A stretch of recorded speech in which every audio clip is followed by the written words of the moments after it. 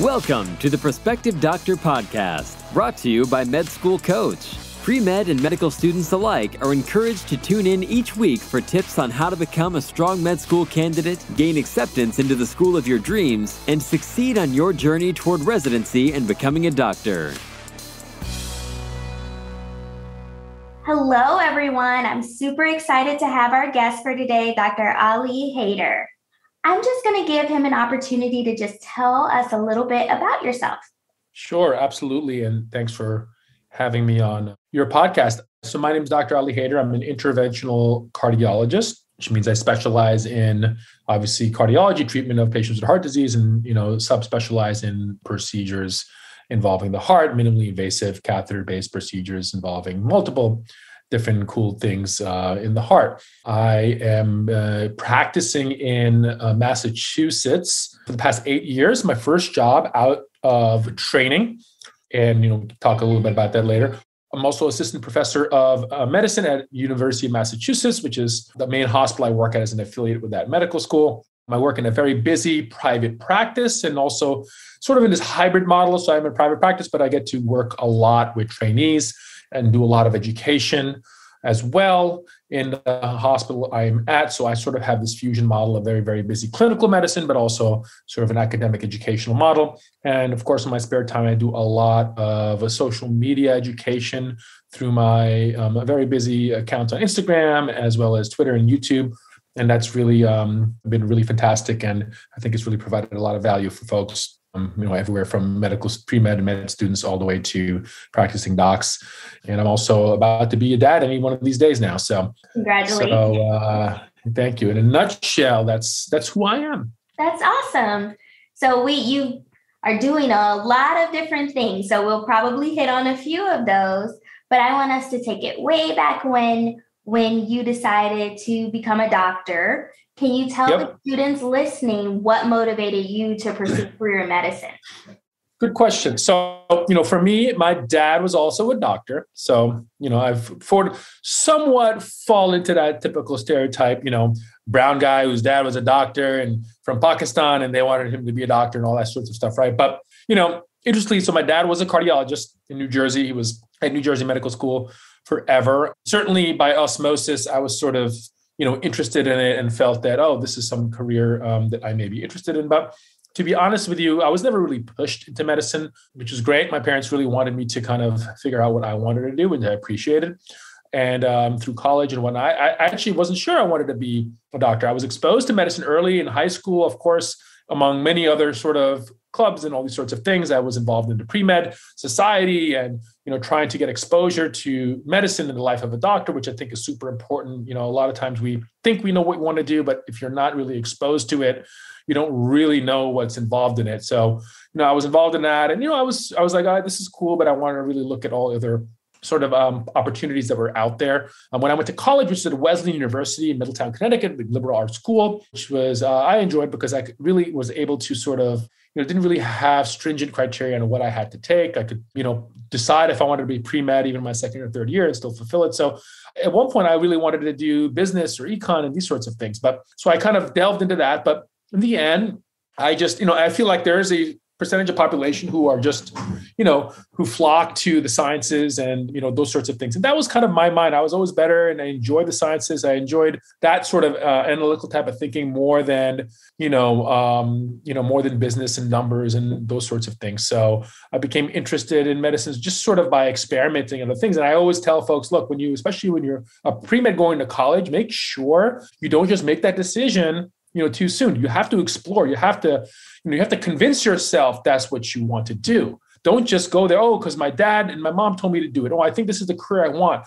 If you don't explore, then, you risk yourself going down the line and making regrets. And then by then it's too late. So I'm really happy that I was able to, engage in many different sorts of fields in college. And that was important because then you kind of figure out what you really want to do. And I would say it wasn't until late sophomore year of college that I really decided that I wanted to be a doctor and a physician.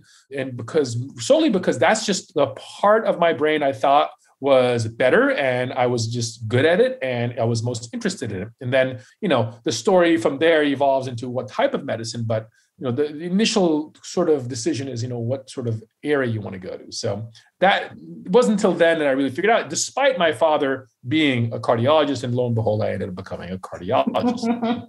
I love that you said that, because it's very important. And it's kind of weird for me being the host of this show I always encourage the students to say, like, if there's absolutely anything else that you can think of besides pursuing medicine, try that first. And then if you still have the inkling, go for it, because it's really a lifelong commitment. And there are many thousands of ways to help people. But if this is your calling, it's your calling. So I love that you mentioned that it's okay to explore those other interests. And it definitely brought you back to here. Yeah, absolutely. You also mentioned that your dad is a cardiologist, and lo and behold, you've become one. Mm-hmm. Are there any other specialties that you consider? Yeah. So I went through a lot of different, explorations of what I wanted to do, right? So at one point, I really wanted to do ENT surgery, because somebody who I knew, whose dad was ENT, he's like, oh, he's got a great life. It's a mix of inpatient, outpatient. It gets cool procedures. It gets office time. Nice balance, good lifestyle, good money, all this sorts of stuff. So, but I hated snot, and I was like, that's out. I thought about a surgical subspecialty, right? Because I knew I wanted to do something procedural. I just didn't want to just talk to people. I wanted to sort of do something procedural. So I did think about surgery, but it was I just wasn't into it. I didn't like the OR very much. I hate waking up at 5 a.m. Obviously has a reputation of being a brutal specialty. And, then going on to subspecialties from surgery, it's just a long road. So I also thought about interventional radiology, which I seriously considered. I actually liked radiology. I liked the imaging aspect of things. And then, the interventional radiology, cool procedures, catheter-based. It's not like surgery. It's in some ways similar to interventional cardiology, because it's minimally invasive. And you get to do all kinds of cool procedures for all different sort of fields and specialties. And I like the fact that you were sort of, you were involved in every specialty in some way or another. But then, going to general radiology, I didn't think I could sit in a dark room and all day and not have patient contact. And that kind of pushed me away from that. So those were my other potential thoughts. And then eventually I knew I wanted to do something within internal medicine. I didn't want to do general internal medicine. In cardiology, I picked because I thought it had an awesome balance of medicine, surgery in the way of procedures, and especially the way that things have been evolving in terms of our collaboration with surgical subspecialties, the innovative procedures, mix of office and hospital. Radiology is involved in it a little bit, and you have to put our radiology hat on. We have to put our medicine hat on. We have to put our ICU hat on. So, and of course, everyone's got heart disease. So to me, it was the nicest balance that incorporated all the kind of interest that I had that made me look to those other fields, but in one little package. That makes a lot of sense. It is kind of a nice marriage of different aspects of medicine to keep you engaged and keep your day, I guess, varied from there to here to there. What is your favorite procedure in interventional cardiology? Sure. I'm sure my favorite procedures evolved over time, but I would say as of now, the TAVR procedure is my favorite procedure, which is a transcatheter aortic valve replacement. This is how we replace aortic heart valves minimally invasively by just using a tube up the artery in the leg. This is a procedure we traditionally had to do open heart surgery for, and only in the last 10 years have it really been, this has come into play. And in fact, only in the last several years has this become the go-to primary way we treat patients with the most common heart valve disorder, which is aortic valve stenosis. I joke that, our field is largely as plumbers, right? We open up things and open up blockages like heart attacks and heart blockages. We put catheters and wires in to put in stents to open up blockages. And just like that, we open up the blockages of the aortic heart valve. And it exemplifies the innovation, the advancements, and the just amazing technology and, advancements we have occurred and how we can benefit our patients, going from a 4-hour-long open heart surgery procedure in general anesthesia to a 1-hour procedure with barely any sedation sometimes that patients can go home the next day. And immediate satisfaction, they feel so much better, and I love these patients. They're old and wispy and they got spunk and, they're so satisfied, and it's really satisfying and it's quick. So I think right now that's one of probably my favorite procedure to do, and probably will be for a long period of time. That's amazing. Now, shifting gears, you mentioned that you have a lot of involvement with students and residents and different various aspects of their training, what do you think makes a good student? So I don't think there's one thing. Everybody has a specific strength, right? Mm-hmm. But I think one thing that's super important is, number one, I mean, in the world of medicine, right, everyone's got different skill sets. You may be book smart, you may be good with your hands, you may be able to quote the trials, you may know how to talk to people. But at the end of the day, the common ground is you need to, number one, be present, right? You need to prove, and especially for students who sometimes don't get a lot of airtime, they may only be on a rotation for a short period of time, and they have an opportunity to stand out. And it's crazy because sometimes in just a few weeks' time, that's the period of time that it takes for you to stand out, to get a good letter, to really, make yourself, visible. But I think being present, meaning, be around, be there, make sure they know that you're there. And be involved, ask questions. You have to engage. You can't just be there and be quiet. You can't just slip in, slip out just to get it done. No, you have to engage. You have to make it known that you're there. Don't be afraid to ask questions. Don't be afraid to jump in. Don't be afraid to show interest. The ones who actually ask me questions, show interest. I don't even care if they don't know anything. There's some people who I know their knowledge base is poor, but I appreciate their interest and their ability to interact and communicate. And then I sometimes will take them under my wing. I'll have one person who's super smart. I'm like, you're good. I have one person who's has work to do, but the interest they show, being interactive, you see that passion in there, right? Mm-hmm. You can see, us folks can see, are you just there to be there, or are you actually interested in it, right? So that genuine sort of, characteristics, I think, are super important. So, and I love students to, really, people can be shy, and that's okay. You don't have to do it in front of other folks, but, try to show that you're actually interested, you're there, you're invested with your time and your mind, and that's all that matters. Less so your knowledge base, because you're not expected to know that much. Mm-hmm. I actually prefer someone who knows very little, who's actually trying to learn and ask questions, rather than that know-it-all who was book smart, who's trying to pop in and answer questions in the middle. You can tell those folks. So that's one of the most important things for me for a student. I love that. And I love that you mentioned that it's important, one, to be engaged, because even if you're not interested in a specific specialty, you're there to learn and you're there for a limited amount of time. So you should be able to absorb everything that you're getting from that. And it's not a time to check out. You're paying for this education and it's invaluable. And in terms of kind of being respectful of one another and not being a know-it-all and all of those kind of things, there's always something to learn and to gain from a certain experience. So it's really important to show your engagement. You might learn something, you might gain a mentor. And in that realm, yes. How would you? And in fact, just to add on that, as a student, I still remember little nuggets and tidbits of information from my psychiatry rotation, from my GU rotation, from little things that I learned that I carry with me to this day. Mm-hmm. As cardiology. And once in a while, guess what? You're going to interact with that specialty and you're going to remember that fact. And you're going to use that fact. You're going to use that little tidbit that you learned on a specialty that you had no desire to go into. And that's going to either help a patient, it's going to make you look good, or it's going to contribute to, just the overall care of a certain situation. That's a really great point, because you're going to be using this information for a lifetime. Me, for instance, I'm a primary care doctor. So of course I kind of pull things all the time, but absolutely, when you bring in that thing like a surgeon or a psychiatrist, yep.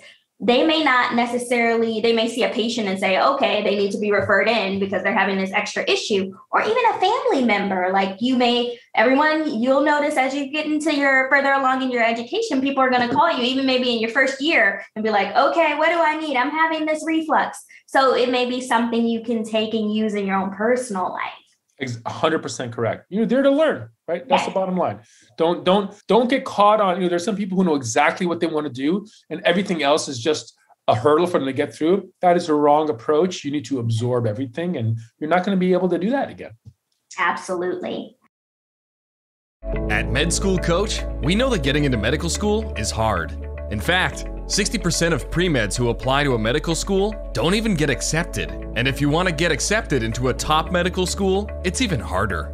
That's why more students than ever are turning to MCAT Tutoring by Med School Coach. Our tutors are all 99th percentile scorers, have been through rigorous training, and can help raise your MCAT score by 12 points or more. You need every competitive advantage you can get to get into med school, so why not get one-on-one tutoring from Med School Coach? Our expert team will create a custom program just for you and help you master MCAT content where you need the help most. You'll raise your MCAT score. We guarantee it. Visit us online at medschoolcoach.com and use offer code PODCAST10 to save 10% up to $400 on a Med School Coach MCAT tutoring package. You can achieve your medical school dreams, and Med School Coach can help. You also mentioned that sometimes when people ask certain questions, which is very important to do because, like we just mentioned, it's your time to do that, you may take them and kind of help nurture and guide them in certain ways as to, like, for instance, how to give an appropriate presentation or something like that. For students out there looking to seek mentorship from either senior residents or attendings, how would you suggest that they go about asking for that? It's a great question. Number one, I think they have to understand, look, you are a student, right? Mm-hmm. Some people, the culture in med school is like, we kind of feel like, oh my God, we got to kill these exams. Oh my God, I have to go to this clerkship and just get a good score. And they get so anxious about performance, they forget to learn, right? So I think my recommendation is early on the rotation, day one, day two, sit down with the resident, sit down with your senior resident, figure out what your goals are. Understand your knowledge base and sit with them and be like, hey, listen, be honest with them. Don't pretend to, like, you go into internal medicine and you want to do surgery. Don't pretend I want to do internal medicine. That's the wrong approach. We do this too much. This is what I want to do, but I'm here to learn. And I feel like this is what I want to get out of this rotation. That's what I would like to help. Go to the attending, say the same thing. Start early. Get it out in the beginning of the rotation where the expectations are no, right? And be honest. I hate it when people pretend like they're interested in something because you can see through that. Mm-hmm. Just be true to yourself. Look, I'm here to learn. Get it out there, get out there early. Because if you wait several weeks and goes by, it's going to be more difficult for you to go out there and, ask questions. And, if you've never asked a question or you've never sort of laid your cards out from the beginning. So I always tell people, look, try to set up, even if it's a 5-minute meeting with your resident, senior resident, fellow, attending, and just, give them a sense of who you are, what you've learned along the ways, because we don't often know that. You know how many students come and go, right? But I appreciate when I hear that because it tells me they're interested. And I will always remember that person, even from that 5-minute conversation, even if they don't, they barely speak the whole rest of the rotation. So I think that is a good strategy I would suggest. I think that information is absolutely golden because, one, it sets expectations. So you're there to accomplish a goal of learning, number one, but you're also going to be graded. So it'd be great to set expectations with what they expect of you and all of that early on, so it won't get to the end of the rotation and you have a surprise. And on top of that, letting them know what your interests are may be beneficial to you. Whereas someone who may want to go into cardiology, you may tell them a little bit more information about that. But say someone wants to go into surgery, you may gear their lessons towards talking about how to do a pre-op exam. Or if you're talking to a student who's interested in radiology, you may go and look at the images more on their rotation. So you may gain more out of it by just being transparent. That's so correct, because then you'll remember that, oh, this is the kid who wants to do radiology. Oh, let's have them involved in this. And those are the things you remember, Absolutely. That's totally correct. Excellent point. Absolutely. Now, you also mentioned that you're very active on social media. Can you tell us a little bit about why you think that it's important for physicians to educate via the modalities that are out there? Yeah. Well, one of the main reasons is because whether you like it or not, information online and social media is being absorbed at a rapid rate by people left and right. Every year, more and more people are utilizing social media to get their information. And unfortunately, we all know it's ridden with misinformation, right? So that's one aspect of it. The other aspect of it is an excellent platform to reach millennials, Gen Ys and Zs, and all those folks who are, flocking to these platforms. The era of the textbook is seemingly less important these days. So, and it's amazing how many people, whether it's incidental, where they run across as they're scrolling social media, or they actually seek it out on social media. So I think it's important because it gives you a lot of reach. I think for people who enjoy education, it's an excellent platform to be able to exercise that. Especially like I know a lot of physicians out there who don't work in academic centers or private centers, but they're really smart people. And this is a way for them to, sort of get their knowledge and share it with others. And of course, it's, whether you like it or not, it's flooded with inaccuracies and inaccurate information. So I think it's upon ourselves, and, this is probably a conversation for a whole other session, but it's upon ourselves to sort of try to, fight fire with fire and put that accurate information out there. This is the things that, no better analogy than COVID that we're seeing, right? So it's our responsibility to sort of try to get that information out there and, evidence-based information, and teach folks, lay people, non-medical people, what's sort of how doctors look at things, the analytical way of thinking things, because, the media sometimes, sends the messages that are mixed. And aside from that, just educational value for students and, people from nurses to students to EMS to docs. It's really, really a lot you can do on these platforms that was not always appreciated because social media was seemingly designed for personal use and, selfies and cat videos and all that stuff. But, there's so much more that we can do. We just have to structure it that and, make it our own. So I'm really bullish on that. And I think things have gotten more and more, since I started using social media, I'm seeing a lot more docs out there, sharing knowledge, which I think is fantastic. I wish I had that when I was in training. And, I just think there's a lot of value there. I love it. I think it's important that you mentioned those things because we do have this educational advantage where we can share this knowledge with people where they're getting the information. Traditionally, a lot of patients would get the information on their after visit care summary and they would go right in the trash on their way out. So it's interesting to meet people where they are learning things on Instagram and TikTok and Facebook and all of these different places so that you can reach them. And then also utilizing this technology to educate the healthcare leaders of the future. They're, like you mentioned, the nurses or the students, especially now during the time of COVID, where people are not interacting one-on-one and you're not having a lot of interactions with grand rounds, you can kind of alter the way information is disseminated. And I think that's amazing. Yeah.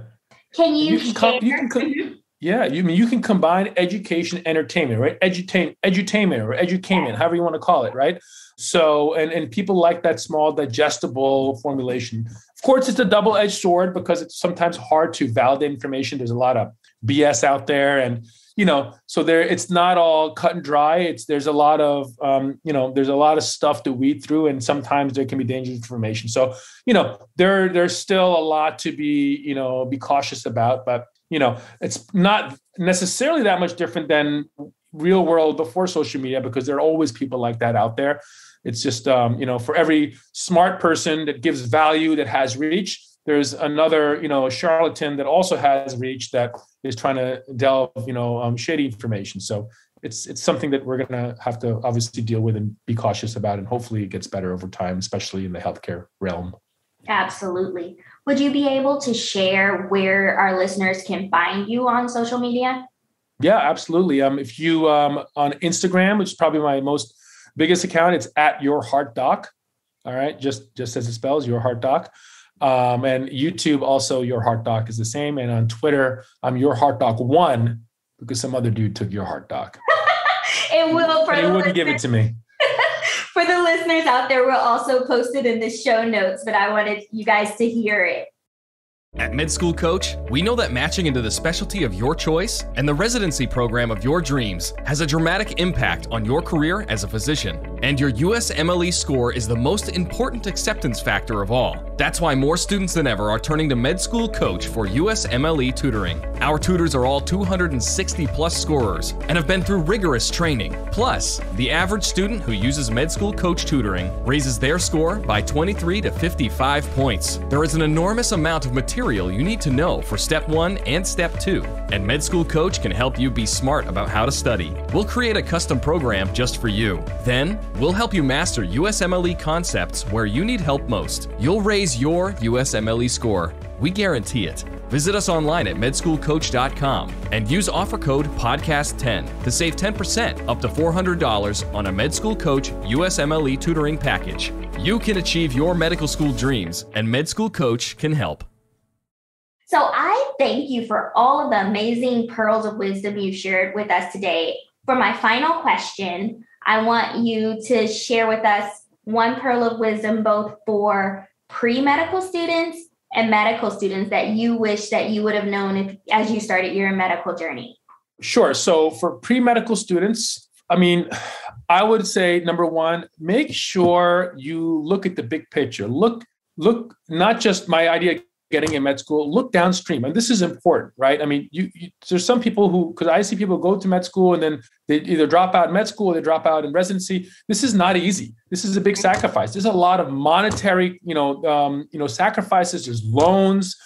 People want to have families. So just think about it. Chart out your future, how it would look, both time and finances. Do it with your family, do it with your advisor, because it's really important to put that in perspective. Okay. And I hate it when I see people who are too deep in that pathway, but they realize that this is not what they really wanted because nobody told them about it. So have conversations about it. Don't just think, oh, the idea of a doctor is good. You need to be invested in it and you need to make sure this is what you really want. And I'm not trying to dissuade people from it, but I want to make sure that you're all in if you get to this, So that's for the pre-meds. For the med students, I would say, think deeply about the field you want.